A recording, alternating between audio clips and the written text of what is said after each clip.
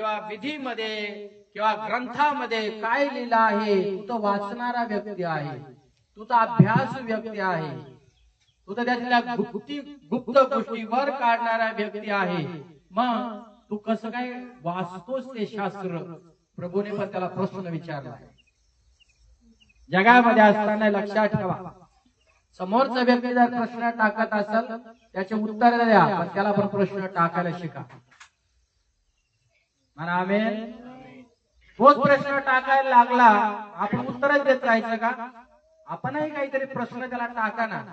तोही गोंधळात पडला पाहिजे, तोही भुसकाळात पडला पाहिजे, त्याला पण उत्तर देता नाही आले पाहिजे. तुम्ही पण प्रश्न टाका, म्हणजे त्या व्यक्तीला हे पण कळेल की बाबा हा व्यक्ती, याला पण माहित आहे, याचा पण अभ्यास आहे, याची पण स्टडी आहे.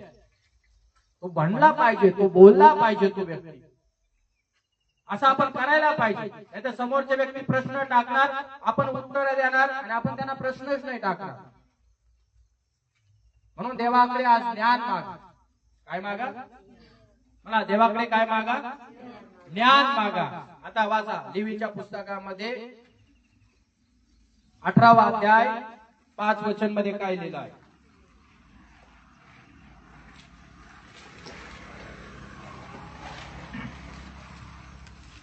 म्हणून तुम्ही माझे विधी व माझे नियम पाळावे. हे जो पाळील तो त्याच्या योगे जिवंत राहील. मी परमेश्वर आहे. तुला जर जिवंत राहायचं असेल तर, आता जुना करार आहे बरं का, तुला जर जिवंत राहायचं असेल किंवा तुला जर जगायचं असेल तर काय करायचं आहे? काय दिले या ठिकाणी? माझे नियम. तुम्हाला माहित आहे किती नियम होते?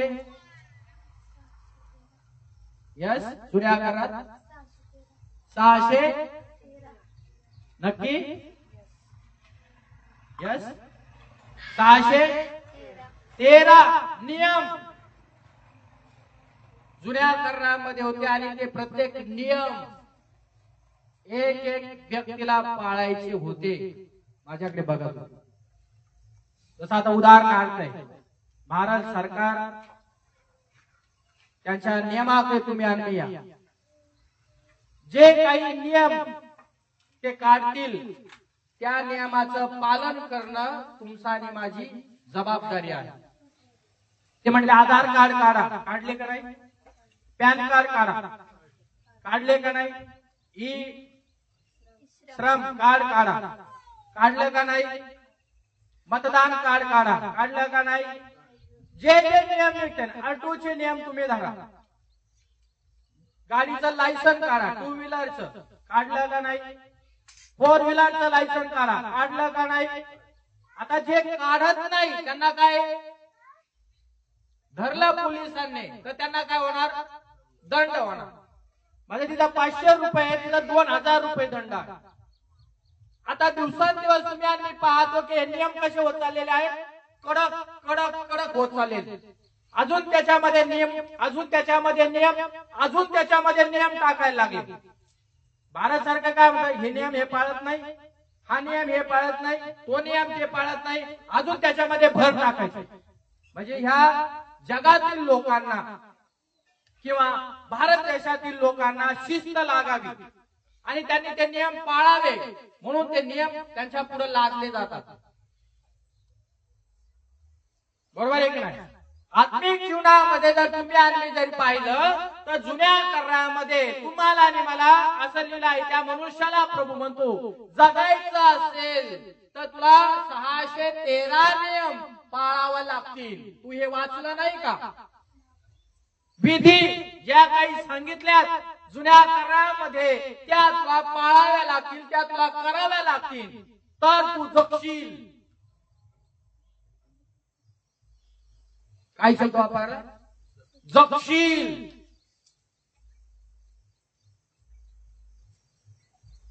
नियमाशिवाय जगणं नव्हतं जुन्या करारामध्ये. येशू मसीह की. ज्याला जिवंत राहायचं आहे त्याने हे नियम पाळायचे आणि ज्याला जिवंत राहायचं नाही त्याने ते नियम पाळायचे नाही. कोण पाळले जुन्या करातले नियम सांगा मला. 1 नाही, 2 नाही, 3 नाही, 4 नाही, 5 नाही, 6 नाही, 613 नियम पाळायचे म्हणजे सोपं आहे का? एक पण मनुष्य पाळत नव्हता. कुठं ना कुठं तो मनुष्य ते नियम चुकायचा. 99 जरी नियम त्यांनी बरोबर पाळले ना, तर एक नियम चुकला ना तर गाडी रिवर्स झाली बराबरी. बघा असं गणित होतं जुन्या करामध्ये. एक नियम पण सोडायचा नाही, तरच तुला जीवन मिळेल, तू जगशील असं लिहिलं आहे. आणि ते पाळणं देवाच्या वचनात फार कठीण आहे. ते तंतोतंत पाळायचे तर जगणं शक्य व्हायचे. परंतु जुन्या करामध्ये मनुष्य पाळण्याचा प्रयत्न करत गेला आहे ना. जसं तुम्ही वाचा निर्गमच्या पुस्तकामध्ये 20 आज्ञा दिल्या. अजून तुम्ही जरी वाचा, शेजाऱ्याचा बाण करू नको, हे नियम आहे. बरोबर आहे. शेजाऱ्यांचं एखादं गाढव किंवा बैल, काय लिहिलंय पुढं वाचलंय का तुम्ही? नुसकान त्याचं करू नको. उदाहरणार्थ एखादी गरोदर स्त्री आहे, तिच्या पोटामध्ये लात मारू नकोस, म्हणजे ते बाळ मरल ना मग लात मारलं. बरोबर. शेजाऱ्याला किंवा आपल्या मित्र मैत्रिणीला पैसे देऊ नको, व्याजाने पैसे देऊ नकोस. काय व्याजाने? असे 100 बडकर एक नियम शास्त्रात आहेत. आता मला सांगा किती बाण सारी देत? इकडं 4 फुटाचा बाण सारखला आहे. अख्खा शेत पडीक पडलंय हो, पण बाण कोरायचं काय तुम्हाला माहिती आहे? हे नियम जो पाळत नाही अशा व्यक्तीला नियमशास्त्रामध्ये श्रापित व्यक्ती म्हटलेला आहे. कसं म्हटलं आहे? कसं व्यक्ती म्हटलेला आहे? श्रापित व्यक्ती. बघा आता एक उदाहरण घ्या. हा प्लॉट आहे 1 गुंठ्याचा समजा. लक्षात ठेवा, 1 गुंठ्याचा प्लॉट मोजून दिलेला आहे. तर या गुंठ्याच्या प्लॉट मध्ये आपण थोडी जागा सोडली पाहिजे, हे घर बांधताना लक्षात ठेवा. आणि ज्यावेळेस तुम्ही आम्ही जागा सोडून घर बांधतो तर ते योग्य आहे. मग तुमच्या भिंती वगैरे बांधाय फुटभर इकडून सोडा, फुटभर इकडून, फुटभर तिकडून, फुटभर पुढून, किंवा 3 बाजूने सोडा आणि तुमचं घर तुम्ही उभा करा. आणि घर बांधल्यानंतर त्याच्यावर वरुंड्या पण बांधा. त्या वरुंड्या जरी नाही बांधल्या तरी तुम्ही श्रापित आहात. श्राप कसे लागतात माहिती का? जुन्या काळात असं लिहिलंय, श्रापित तुम्ही आहात म्हणजे तुमचं कधीही चांगलं होणार. शाप कायला म्हणतात? नेहमी हा शब्द डेंजर बेकार आहे. श्रापित ही व्यक्ती. म्हणून काय करायचे? खोड करायचे लोक, तर त्यांचं कधीच चांगलं झालेलं पवित्र शास्त्रात तुम्ही आम्ही पाहत नाही. आणि म्हणून एवढे नियम तुम्ही आम्ही पाहिले, तर नियमशास्त्र कुणीही पाळू शकत नव्हतं. म्हणून हा प्रभूला प्रश्न टाकण्यासाठी आलेला आहे की प्रभू, मला अनंत काळचं जीवन किंवा सार्वकालिक जीवन मला पाहिजे. मी नियमशास्त्र वाचतो, परंतु मला अनंत काळचं जीवन, स्वर्गातील जीवन मृत्यूच्या नंतर मिळेल का? तर लेवीच्या पुस्तकामध्ये लिहिलं आहे, माझे नियम पाळ. काय लिहा? कल्पना करा, आज जर मी नियमशास्त्रात असतो तर 613 नियम, बापरे काय होईल माझं? इथं एक नियम आहे समजा, उदाहरणार्थ 11:30 वाजता चर्च आहे, फक्त एकच धरा, थोड्या वेळ टाइम ठरवून दिलेला आहे. किती वाजता येतो आम्ही? काय भक्ती तुमची मग? आता विचारा प्रभूच्या आत्म्याला की प्रभू, मी स्वर्गात जाईल का? प्रभूचं काय उत्तर असेल? तुला टाईम माहित असून, तुला नियम माहित असून, तुला वार माहित असून, तुला वेळ माहित असून तू उशीर जर करत असत आणि वरून तोंड घेऊन मला विचारतो,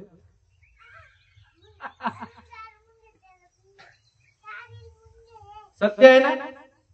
तर स्वर्गात जाईल का? समजने वाले को कॉफी, कॉफी नहीं काफी है, और इंग्लिश है। हालेलुया। समझने वाले को इशारा, हालेलुया। तर हे नियम दिलेले आहेत, म्हणून जुन्या काळातले आपण जर असतो त्या काळात तर नियम पाळणं फार कठीण असतं, बरोबर? आणि विधी जर दिले आहेत, तुम्हाला मला विधीचा देखील अभ्यास केला तर खूप डीप मध्ये खोलवरती ह्या विधी दिलेल्या आहेत. पवित्र राहण्यासाठी, पाप क्षमासाठी सगळ्या एक एक विधी दिलेल्या आहेत. बलिदान करावं लागत होतं, तर ते अवघड होतं आमच्या सारख्याला. पण बघा या ठिकाणी काय लिहिलं आहे यातून तुम्हाला मला शिकायचं आहे. वाचा गलती करायचं पुस्तक 3रा अध्याय. काय सुंदर आहे हे वचन, तुम्हाला समजेल, तुम्ही आशीर्वादित व्हा.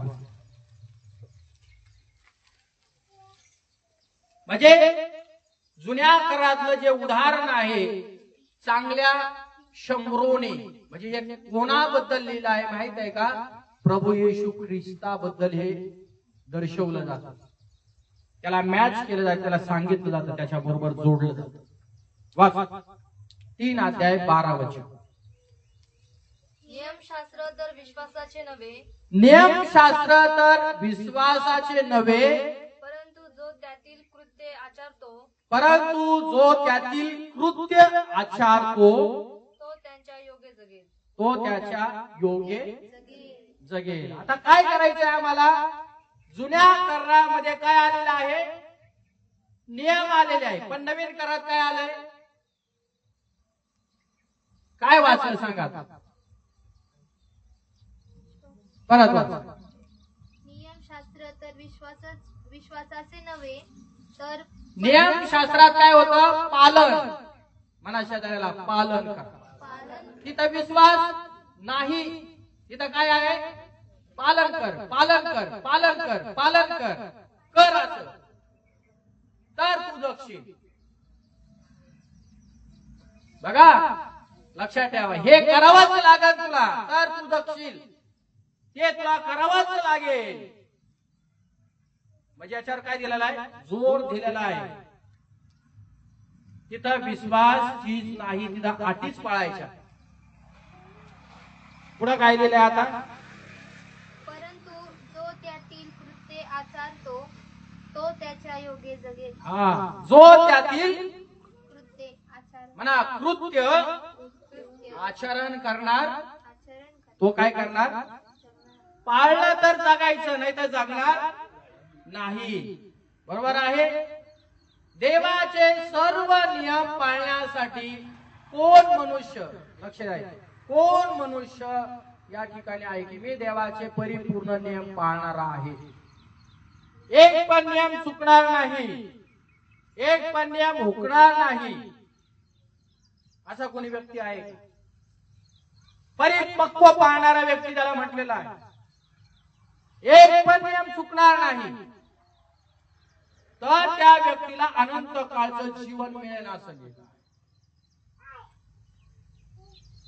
पण हे शक्य नव्हतं, हे सहजासहजी होणाऱ्या गोष्टी नाहीये, सहजासहजी कुणी पाळू शकणार नव्हतं.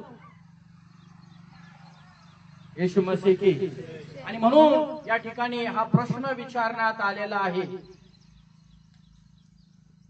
की जोड दिली आहे नियमशास्त्राला कृती, हे कर, हे कर, कर, कर, तर तुला अनंत काळचं जीवन मिळेल. पण हा मनुष्य प्रभूकडे प्रश्न घेऊन आला आणि प्रभूची त्याने परीक्षा घेतलेली आहे की मी काय करू गुरुजी, तुम्ही मला सांगा, सांगा गुरुजी, मला अनंत काळचं जीवन मिळावं म्हणून मी काय केलं पाहिजे? वचन क्रमांक 27, लूक 10:27. त्याने उत्तर दिले, त्याने उत्तर दिले, तू आपला देव परमेश्वर याच्यावर संपूर्ण मनाने तुझा देव कोण आहे? जुन्या करारामध्ये परमेश्वराला अनेक नाव आहेत. एक नाव नाही, अनेक नाव आहे. एक एक नाव 1 मिनिटात. यहोवा इरे परमेश्वर, यहोवा राफा परमेश्वर, यहोवा निसी परमेश्वर, यहोवा शालोम परमेश्वर. म्हणजे किती नाव असतील तुम्ही विचार करा. सहस्रावधी नाव त्याला देण्यात आलेले आहे. बघा, तू आपला देव परमेश्वर याच्यावरती काय कर. काय लिहिलं आहे? तू आपला देव परमेश्वर. काय लिहिलं आहे? परमेश्वर. ह्याच्यावर संपूर्ण मन. कसं संपूर्ण मन कसं लावतो सांगा तुम्ही मला. संपूर्ण मनाने तुझ्या देवावर तू प्रेम करतो याचा मला पुरावा दे. मी तुम्हाला आज असं म्हणाल, तुम्ही पुरावा द्या तुमच्या देवावर तुम्ही प्रेम करता, संपूर्ण मनाने प्रेम करता. दाखवा कसे करता. कसं दाखवणार? संपूर्ण मनाने.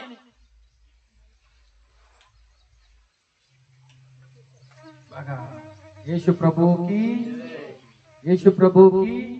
म्हणून प्रभू येशू ख्रिस्ता म्हटलाय प्रेम कर. काय करायचं? काय करायचं? संपूर्ण मनाने. म्हणजे थोडंफार किंचित पण पाठीमागं राहायचं. घाई घाई नाही का?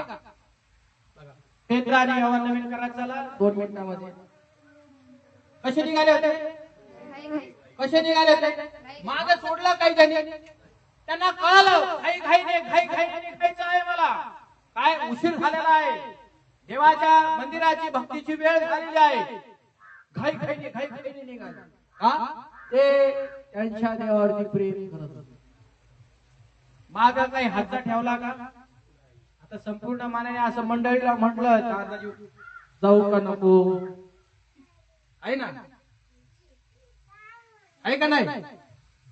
काय होतं? जाऊ का नको? जाऊ का नको? जाऊ का नको? मन कुठे? संपूर्ण मन. तुझा जीव सगळा इथंच पाहिजे, मन सगळं इथंच पाहिजे. आम्ही बसलोय शरीराने इकडं, पण असं आम्ही कुठंतरी असतो.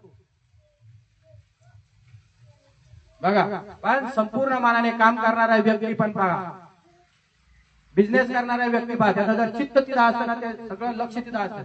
इकडं पाहतो पण इकडे त्याचं लक्ष असतं. काय चाललंय? हालेलुया. संपूर्ण मनाने काय कर? प्रेम कर. काय लिहिलं आहे?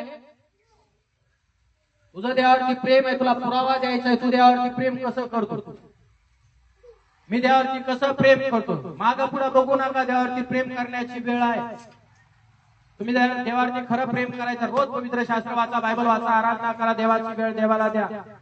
देवाच्या नावामध्ये तुम्ही आणि मी जीवन करा रोज. पाहुणे नाही आले, प्रार्थनेला बसायचं होतं, पण असं. अरे मित्रमंडळी आले, प्रार्थनेला बसायचं होतं, बायबल वाचायचं होतं, पण प्रेम करतोय ना तुला खूप. पाहुण्यांदेखत बायबल घेऊन. तुझा वेळ आहे देवावर प्रेम करण्याचा समय, तो उपवास करण्याचा समय.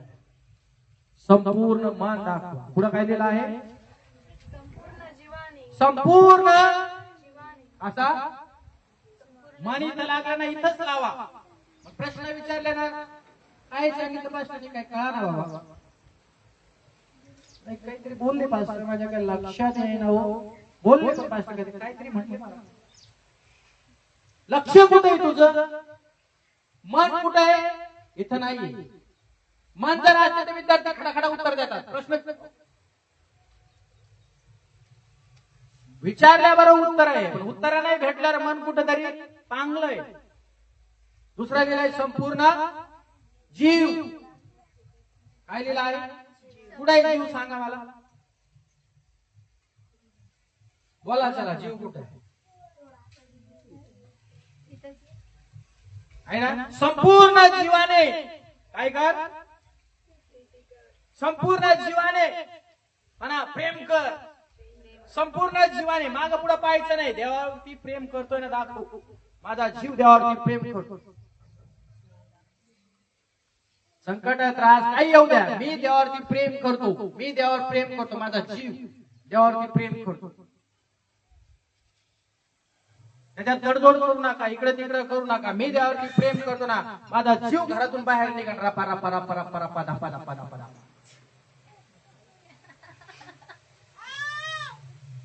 निघाल का नाही? पण जीव घरामध्ये मी देवावर प्रेम करतो, बाहेर कोण निघणार? कृती दाखव ना तुझी बाबा. देवावर प्रेम करतो तू, कुठं पाहिजे? देवाच्या देवळात पाहिजेत ना, मंदिरात पाहिजेत ना. देवावर प्रेम करण्याचा पुरावा तुला द्यायचा ना, मला द्यायचा ना. प्रेम करतोय ना, तर प्रेम देण्याचा पुरावा तुम्हाला मला द्यायचा. जीव घेऊन पळ. आठवाल वाटायच्या एका क्षणामध्ये परिवार जीव घेऊन पळ म्हटल्याबरोबर पळाला का नाही? वाचलाय का नाही जीव? क्षणामध्ये तेच घ्या उदाहरणार्थ. हे जीवा खा पी, हे जीवा खा पी. कसं वाटतंय? कसं वाटतंय? मग तुम्ही सांगा ना. हे जीवा पळ, हे जीवा वाच बायबल, हे जीवा गुडघ्यावरती ये. संपूर्ण प्रेम त्याला म्हणतात. इकडे इकडे नको. हात करतोय, पाय नको म्हणतो, डोकं करतोय, मेंदू नको म्हणतो, असं नको. संपूर्ण जीवाने. पुढे काय लिहिलं आहे? संपूर्ण शक्तीने. संपूर्ण शक्तीने. बिंबीच्या देठापासून डायरेक्ट धरा. कसं कसं प्रेम करायचं? वडायचं ना असं. तसा बांधावर वड.